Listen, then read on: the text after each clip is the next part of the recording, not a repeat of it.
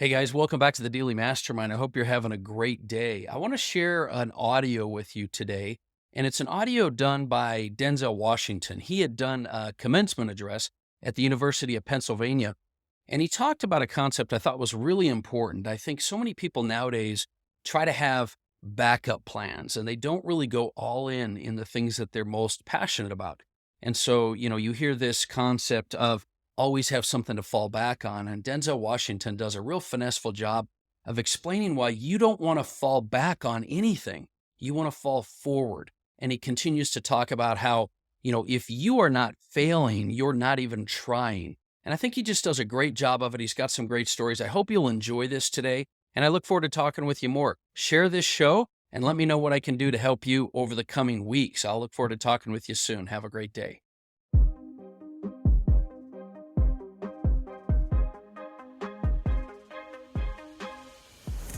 I found that nothing in life is worthwhile unless you take risks. Nothing. Nelson Mandela said, "There is no passion to be found playing small and settling for a life that's less than the one you're capable of living." Now, I'm sure in your experiences in school and applying to college and picking your major and deciding what you want to do with life, I'm sure people have told you to make sure you have something to fall back on. Make sure you got something to fall back on, honey. But I never understood that concept, having something to fall back on. If I'm going to fall, I don't want to fall back on anything except my faith. I want to fall forward. I figure at least this way I'll see what I'm going to hit. Fall forward. This is what I mean. Reggie Jackson struck out 2,600 times in his career, the most in the history of baseball. But you don't hear about the strikeouts. People remember the home runs. Fall forward. Thomas Edison conducted 1,000 failed experiments. Did you know that? I didn't know that. Because the 1,001st was the light bulb. Fall forward. Every failed experiment is one step closer to success. You've got to take risks, and I'm sure you've probably heard that before, but I want to talk to you about why that's so important. I got 3 reasons, and you can pick up your iPhones. First, you will fail at some point in your life. Accept it. You will lose. You will embarrass yourself. You will suck at something. There's no doubt about it. And I know that's probably not a traditional message for a graduation ceremony, but hey, I'm telling you, embrace it because it's inevitable. And I should know.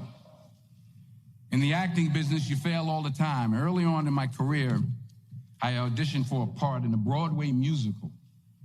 Perfect role for me, I thought, except for the fact that I can't sing. So I'm in the wings. I'm about to go on stage, but the guy in front of me, he's singing like Pavarotti. He's just he's just going on and on and on, and I'm just shrinking. I'm getting smaller and smaller.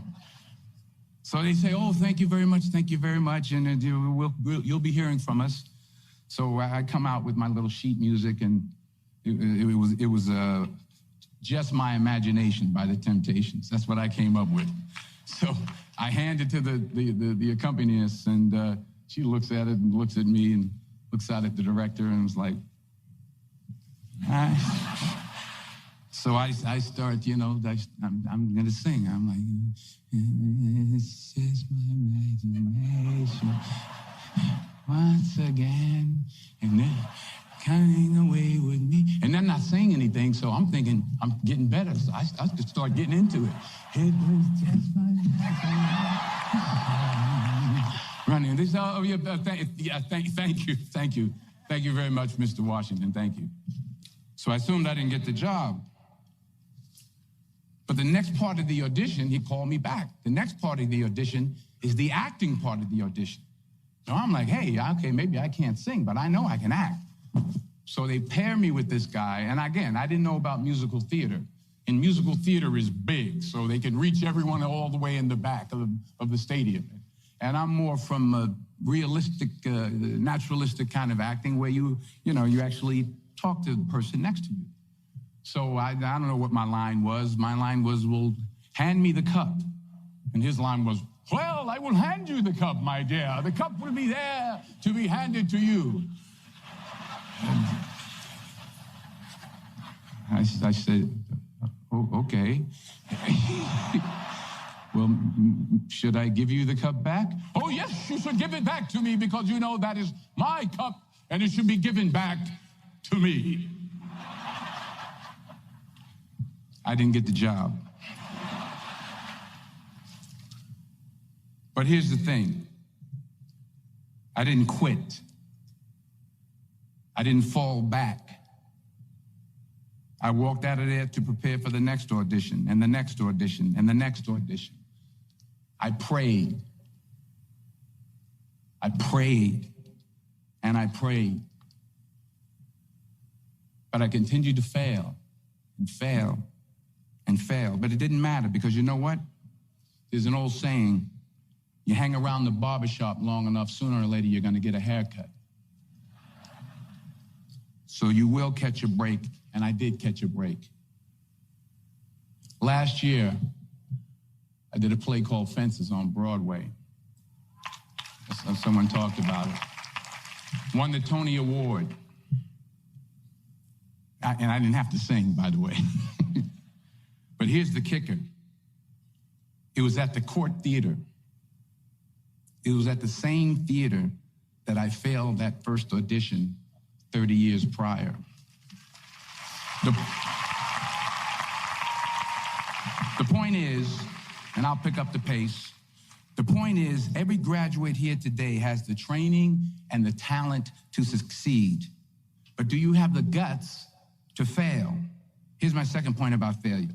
If you don't fail, you're not even trying. I'll say it again. If you don't fail, you're not even trying. My wife told me this great expression. To get something you never had, you have to do something you never did. Les Brown's a motivational speaker. He made an analogy about this. He says, imagine you're on your deathbed, and standing around your deathbed are the ghosts representing your unfulfilled potential, the ghost of the ideas you never acted on, the ghost of the talents you didn't use. And they're standing around your bed, angry, disappointed, and upset. They say, we came to you because you could have brought us to life, they say. And now we have to go to the grave together. So I ask you today, how many ghosts are going to be around your bed when your time comes? You've invested a lot in your education, and people have invested in you. And let me tell you, the world needs your talents. Man, does it ever. I just got back from Africa like 2 days ago, so if I'm rambling on, it's because I'm jet lagged. I just got back from South Africa. It's a beautiful country, but there are places there with terrible poverty that need help. And Africa is just the tip of the iceberg. The Middle East needs your help. Japan needs your help. Alabama needs your help. Tennessee needs your help. Louisiana needs your help. Philadelphia needs your help. The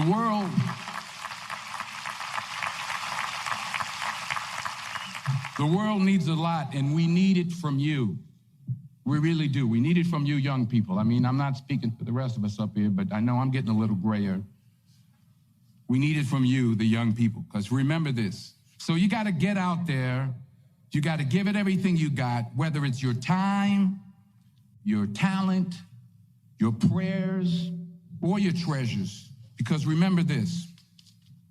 You will never see a U-Haul behind a hearse.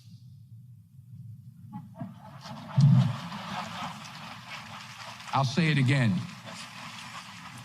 You will never see a U-Haul behind a hearse. You can't take it with you. The Egyptians tried it, and all they got was robbed. So the question is, what are you going to do with what you have? I'm not talking about how much you have.